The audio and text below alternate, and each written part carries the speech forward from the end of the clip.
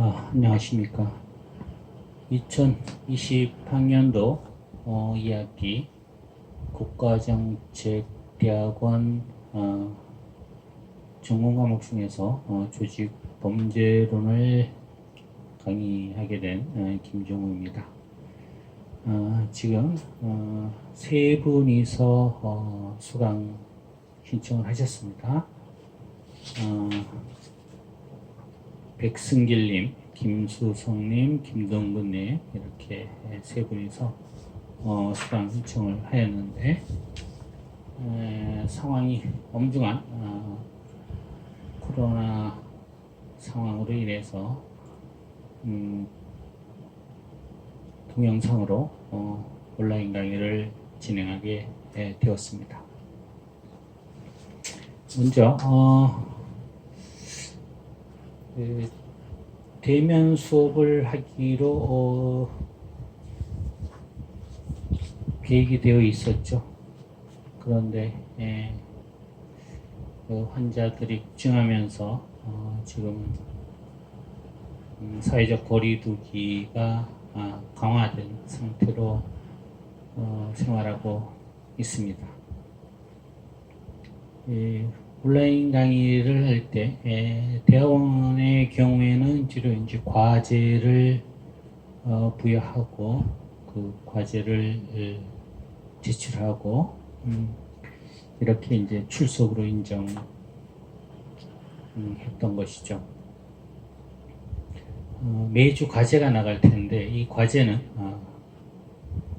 출석으로 인정하기 위한 과제입니다.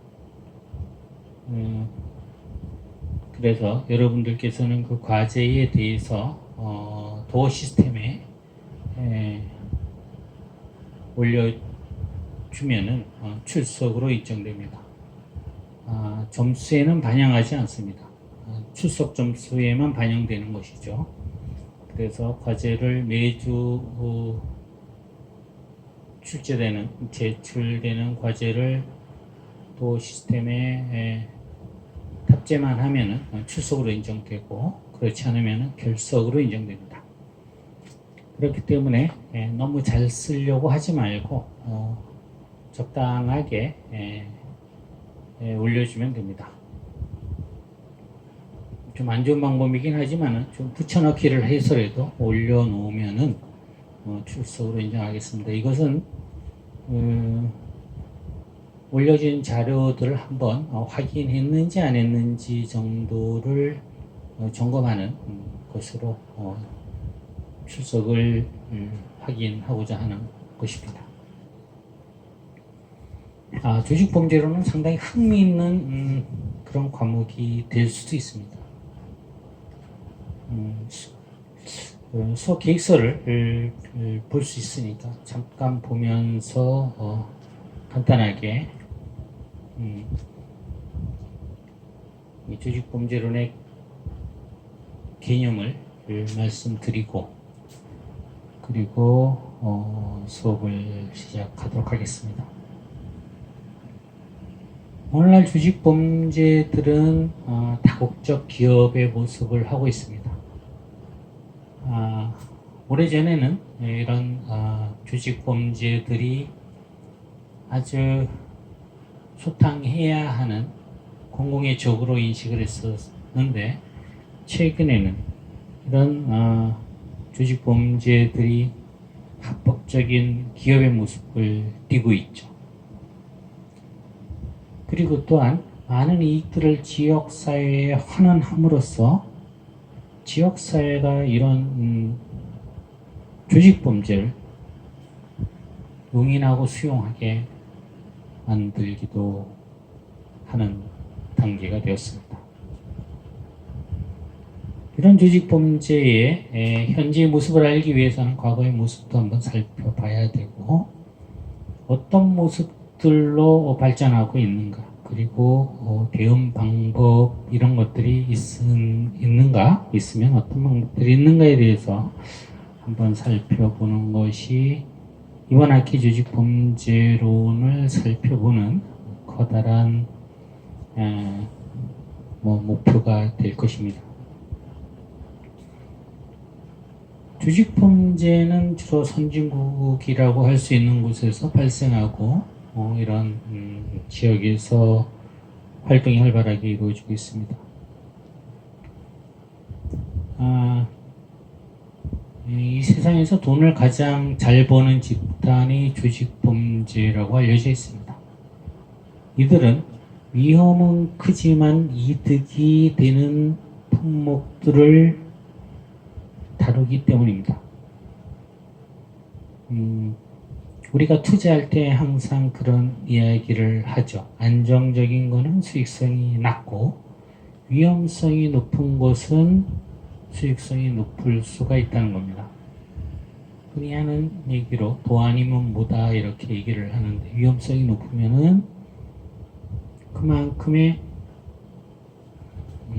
뭐 성장 가능성도 있고, 또 반대로는 무슨 일이 제대로 안 될 가능성도 있죠. 아주 흥하거나 아주 망하거나 할 가능성이 있다는 것입니다.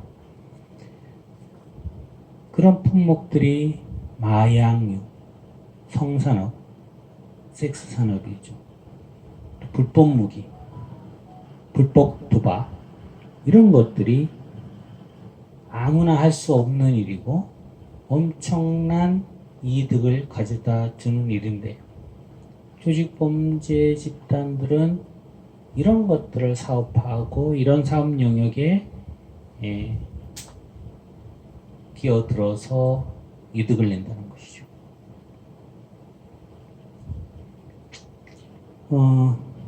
이런 것들은 악의 근원이긴 하지만 엄청난 이득을 낼 수 있는 사업들이기 때문에 심지어는 국가에서 이런 조직범죄들을 완전히 소탕하기보다는 어느 정도 풀어주거나 용인해주는 정책을 쓰고 있다는 주장도 있습니다. 우리가 어떤 현상들을 바라볼 때 대충 알면은 좀 쉽게 보이는데, 좀 정확하게 보려고 하면 아주 상당히 파악하기가 어려운 측면들이 있습니다. 코끼리를 볼 때 대충 보면 코끼리 모양을 알지만은 하나하나의 부위들을 찾아가면서 그 특성들, 모양들 이런 것들을 살펴보면은 아주 복잡하기 이를 데가 없습니다. 이런 것들이 모든 사회 현상들이 그런 측면이 있겠지만, 특히 범죄, 특히 조직 범죄와 같은 경우에는 들여다보면 들여다볼수록 우리가 일반적인 상식선에서 생각했던 것과 좀 다른 측면들이 있는 것입니다. 방금 이야기했듯이 그런 측면들이 있는 것이죠. 조직범죄를 국가가 완전히 소탕할 수 있을까 하면은 소탕 안 하는 것일까 아니면 못 하는 것일까, 이런 측면에서 보면은 많은 연구가들은 못 하는 것이 아니고 안 하고 있다라는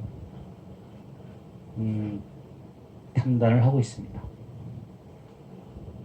왜냐하면 이 사회에는 아주 아름답고 좋은 것만 있는 것이 아니고 나쁜 역할 또는 이런 범죄와 관련한 이런 일종의 하수구 역할을 하는 그런 조직들이, 집단들이 또는 사람들이 있어야 된다는 것이죠. 그건 우리가 일례로 들면은 깨끗한 거리를 만들기 위해서 모든 사람들이 쓰레기를 버리지 않으면 깨끗하게 되지만 누군가는 버린다는 것입니다. 그것을 지저분하고 힘들지만 청소하는 사람들이 있기 때문에 깨끗해진다는 것이죠. 그러면은 이 사회도 마찬가지로 상수도가 있으면 하수도가 있어야 된다는 거죠. 그 하수도를 치우는 사람들이 바로 이런 범죄 조직의 집단들이고 구성원이 될 수 있다는 것입니다. 예를 들면은 마약은 누군가가 찾는다는 것입니다. 그러면 그것을 누가 공급하느냐? 정상적인 사람들은 할 수가 없다는 거죠. 마약은 보통 많은 국가에서 엄청나게 단속을 하고 있습니다. 그것은 사람을 황폐화시킨다는 것을 알고 있기 때문이죠. 그럼에도 불구하고 마약에 대한 수요는 끊임없이 나타나고 있는데 이 마약을 공급해 주는 그런 사람들이나 집단들이 바로 조직범죄 집단이라는 것이죠. 이런 것들에 대해서 간략하게 살펴보도록 하겠습니다. 지난번에는 시험을 기말고사만 치렀습니다. 지금 여러분들한테 점수가 부여되는 방법 중에 하나는 출석하고 시험입니다. 경우에 따라서는 과제물을 낼 수 있는데요. 지금 교수계획서에 보면 중간 시험의 배점이 40%, 기말 시험의 배점이 40%, 출석의 배점이 10%, 과제물의 배점이 10% 이렇게 되어 있습니다. 그런데 코로나 상황으로 시험을 중간고사를 어떻게 될지 상황을 봐야 될 것 같습니다. 가능하면 2번 치르고 정 안 되면은 1번 시험을 치르게 됩니다. 만약에 상황이 엄중해서 시험을 안 칠 수는 없고 1번 치른다고 한다면은 기말고사를 치를 가능성이 있고요. 그렇게 되면 기말고사 점수가 80% 정도 여러분들이 학점을 받는 데 반영이 될 것입니다. 문제가 한 서너 문제 출제가 될 수가 있는데요. 각 문제마다 3명의 수강생들의 답안지를 비교하면 잘 쓴 게 있고 못 쓴 게 있고 이렇게 비교가 될 것입니다. 그렇게 점수를 부여하고 최종 합산해서 점수가 가장 높게 나온 사람한테는 최고 점수를 부여하고 그 다음에 점수가 나온 사람한테는 그 다음 점수를 부여하고 제일 성의가 없거나 그 다음에 좀 이런 분한테는 그 다음 점수를 부여하고 현재 계획은 그렇습니다. 다 똑같이 점수를 잘 주고 싶지만 또 열심히 한 사람들한테 조금이라도 더 나은 점수가 나가는 것이 어떻게 보면은 공정한 일이 될 수 있다는 생각에서 그렇습니다. 교재는 좀 오래되었긴 하지만은 교수계획서에 올라와 있는데요. 조직범죄론이라는 책이 조직범죄를 다루는 데는 잘 쓰여진 책 중에 하나입니다. 자, 이렇게 보여집니다. 이게 출판사는 형설 출판사인데 이 교재를 가지고 하겠습니다. 여러분들이 교재를 구입하셔도 좋고 아니면은 자료들은 온라인이나 인터넷에 보면 많이 자료가 있으니까 그런 자료를 참조하셔도 무방하겠습니다. 그리고 여러분들이 수업을 하다 궁금한 점이 있으면은 저한테 전화로든 메일로든 연락을 주시면 되겠습니다. 제가 전화번호 하나 알려드리도록 하겠습니다. 잘 칠판에서 한번 보이기도 할 겁니다. 5492-4230번입니다. 전화번호니까 요 전화번호로 문자든 카톡이든 전화든 연락을 주시면 수업과 관련된 것에 대해 답변을 드리도록 하고요. 메일을 주셔도 좋습니다. oxkjo 학교 메일입니다. 그래서 수업과 관계된 것들 그리고 궁금한 것들 평가는 어떻게 할 것이고 과제는 어떻게 할 것이고 시험 출석은 어떻게 하면 좋은지에 대해서 좀 물어봐야 될 사항이 있다라고 하면은 이런 식으로 해서 의사소통을 할 수 있습니다. 전반적으로 주별학습 내용을 보겠습니다. 조직범죄의 개념이 뭔가, 조직범죄의 이론들이 있는데 이론들은 어떤 것인가, 그 다음에 세계 각국의 조직범죄들이 있는데 한번 살펴보겠다는 것입니다. 이탈리아에도 마피아가 있고, 미국에도 조직범죄가 있고, 남미에도 있고, 그 다음에 아시아의 조직범죄는 일본에도 있고, 야쿠자라고 하죠. 그 다음에 중국의 사마페라고 하는 조직범죄들이 있고요. 그 다음에 한국의 조직범죄도 한번 살펴보도록 하겠습니다. 그 다음에 조직범죄가 어떤 그 품목들을 다루는가에 대해서도 한번 살펴보겠습니다. 마약류, 그 다음에 그 성매매와 관련된 부분들, 또 이신매매 관련된 부분들, 이런 것들도 살펴보고요. 불법 무기 거래를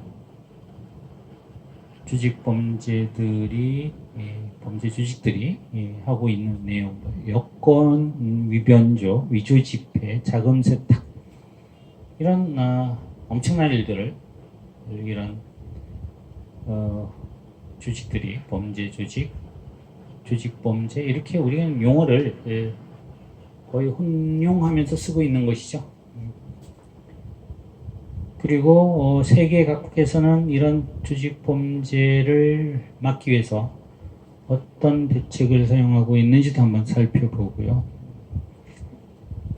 조직범죄라는 것은 벌써 국제화가 되어서 서로 국경을 넘나드는 이런 단계가 되어버린 지 오래됐습니다. 그래서 조직범죄를 효과적으로 대응하기 위해서는 서로 국제협력이 필요한 이런 상황이 된 거죠. 그런데 국제 간의 협력이라는 건 사실 말처럼 쉬운 것이 아닙니다.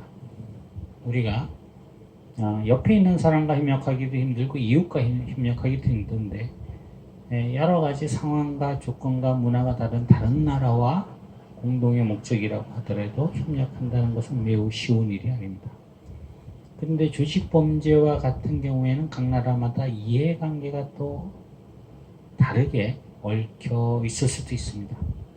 그런 상황에서 어떻게 이런 조직범죄에 대해서 각가가 좀 효율적으로 대처할 수 있는가에 대해서 한번 살펴보도록 하겠습니다.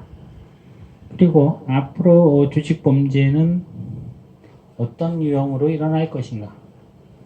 지금 우리 사회는 거의 이 사이버 세계가 구축되어 있는 것이죠. 지금 이렇게 온라인으로 강의를 할 수 있는 것도 과학의 발달로 인해서 가능한 일이 되어버렸습니다. 이런 것들은 국경을 넘나들고 또 시간을 넘나들고 할 수 있는 것이죠. 그래서 조직범죄도 여기에 따라서 충분히 사이버 범죄가 조직범죄들이 이익을 추구하는 주요 무대가 이미 되고 있고, 이런 영역들이 더 범죄 조직들이 노리는 그런 그 이득을 찾는 장소, 무대가 될 가능성이 높다는 것이죠. 우리나라에 들어와 있는 대표적인 보이스피싱이나 이런 사이버 사기 같은 경우에는 벌써 국제적인 그런 범죄 조직들이 네트워킹을 형성해서 범죄를 행하고 있고, 엄청나게 많은 홍보와 예방 그리고 단속을 함에도 불구하고 지속적으로 피해자가 나타나고 있는 상황입니다.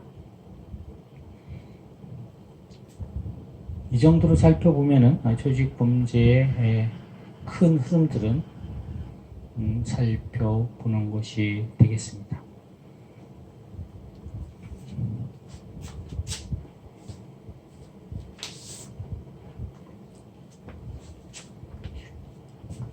조직범죄가 벌써 우리 주위에 많이 침투해 있는 것을 볼 수 있습니다. 이 수사기관에서도 조직범죄를 못 잡는가 안 잡는가라고 하면은 매우 어려움이 있는 것이죠. 조직범죄 계보를 다 알고 있다는 것입니다. 그러면은 잡아야지 왜 안 잡느냐라고 이야기할 수 있는 거죠. 쟤네들이 범죄 조직을 가지고 있는데 왜 안 잡느냐? 그렇게 하면은 그냥 잡을 수는 없지 않느냐? 쟤네들이 범죄 조직을 가지고 있지만은 법을 어겨야지 잡지. 법을 지키면은 잡을 수 없는 것이 아니지 않는가?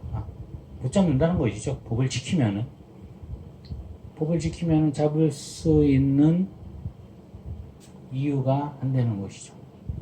그런 것처럼 많은 조직 범죄 집단들이 합법적인 또는 편법적인 방법을 동원하면서 법을 지키던가 아니면은 법을 요리조리 피해 가면서 법을 어기지 않는 한도 내에서 활동을 하고 있다는 것입니다. 정말 이 조직 범죄들은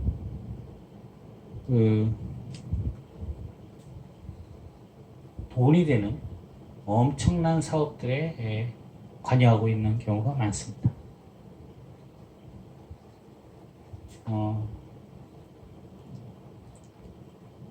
어떻게 보면 이 조직 범죄를 이야기할 때 또 음모론이 많이 제기되기도 합니다. 왜냐하면 음모론이라는 것은 어떤 큰 일이 일어났을 때 제대로 설명하기 힘들 때 이런 음모론을 가지고 설명하면은 매우 흥미로운 설명이 될 수도 있기 때문입니다.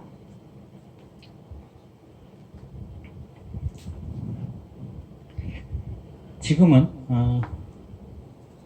한때는 벌써 불법 도박장, 오락실 이런 곳에 조직 범죄 집단들이 범죄 조직들이 많이 관여했다라고 한다면은 지금은 모양새조차도 합법적인 사업을 하고 있다는 것이죠. 물론 예전에는 유흥업소와 같은 경우에는 매우 합법적으로 허가를 받고 또 일정한 세금을 내고 영업을 했다고 하지만 그렇지만 우리가 그런 것들을 보면은 그 영업장 앞에서 그 질서 유지를 한다고 서 있는 그런 아주 덩치 크고 양복을 입고 체격이 건장하고 스포츠 머리를 하고 이런 사람들을 보면은 저거 보통 보면은 일반인이 아니구나, 범죄 조직의 구성원이구나 하는 것을 알 수 있을 정도의 사람들이 관여하고 있었던 적이 있었다면은 지금도 일부 그런 측면이 있겠죠. 그렇지만은 그런 것들보다는 상당히 합법적인 기업, 사회 사업 이런 모습으로 변화하고 있다는 것입니다. 그래서 우리 주위에는 아주 근사한 이름을 가지고 있지만은 이런 기업형 범죄 조직이 벌써 우리와 같이 공존하고 있는 이런 상황이 되어 버린 거죠. 나중에 이런 것들도 다 공부를 하게 될 것입니다. 조직범죄 발전 과정에서 초창기에는 다른 사람들의 그 재물을 빼앗는 단계에서 그 다음에는 좀 불법적이거나 또는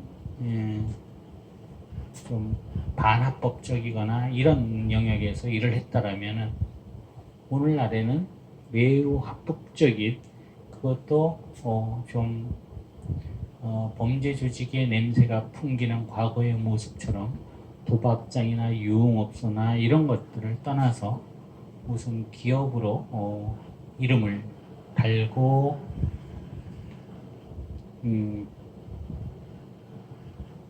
아주 근사하게 활동을 하고 있다는 것들이죠.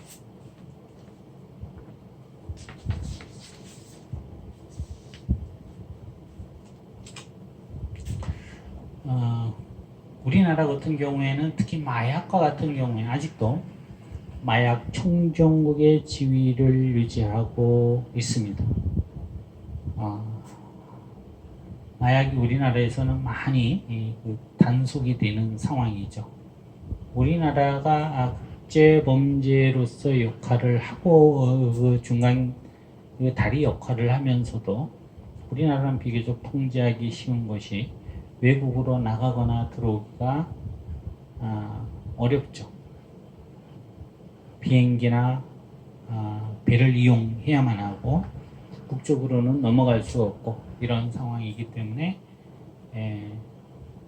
많은 나라들처럼 그 국경을 아주 손쉽게 넘어가거나 이런 상황이 아니라는 겁니다.